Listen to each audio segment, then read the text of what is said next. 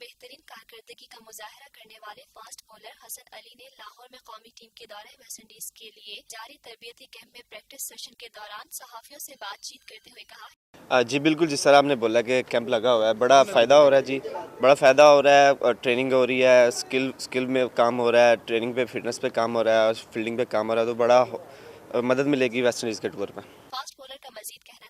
जी बिल्कुल, बैटिंग भी ठीक जा रही है। फास्ट बॉलर आपने बोला कि नहीं आ रहे, लेकिन फास्ट बॉलर आ रहे हैं। अगर आप देखेंगे तो PSL से 2-3 लड़के ऐसे आए हैं जो फास्ट बॉलर की सूरत में आगे आ रहे हैं, तो इंशाल्लाह वो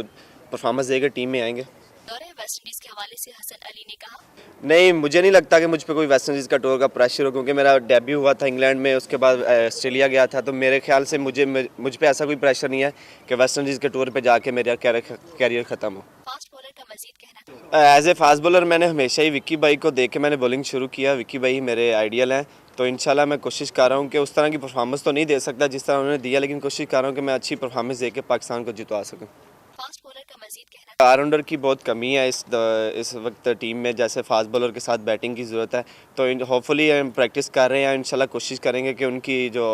कमी है उनको पूरा किया जाए।